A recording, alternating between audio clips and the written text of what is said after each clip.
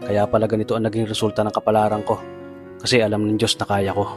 Sa edad kong to, napagod na akong magmadali. Kaya lahat ng ginagawa ko ngayon, ini-enjoy ko na lang.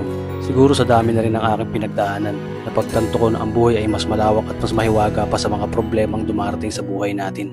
Tumatanda na tayo, baka sa kakahabol natin sa masagana at maayos na buhay, ay hindi na natin nai-enjoy ang buhay. Baka nabubuhay na lang tayo dahil nape-pressure tayo sa sasabihin ng ibang tao. Marami na rin akong mga naging maling desisyon sa buhay, pero lahat yun nagsilbing aral sa akin at natuto ako sa mga pagkakamali ko. May mga taong sobra nating mamahalin at bibigyan ng halaga, pero ibabalik lang sa atin ay kabiguan at matinding trauma. Kaya wag nating lilingunin ng mga taong tulad nila dahil mas payapa kapag hindi ka na interesadong malaman pa kung anong pambalita sa kanila. At wag mong idepende ang sarili mo sa kahit kanino.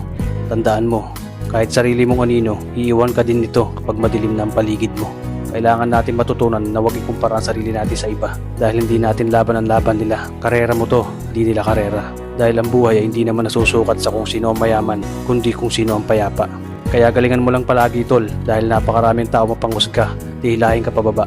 At lagi mo tong tatandaan na makakatanggap ka lang ng papuri mula sa kanila kapag patay ka na.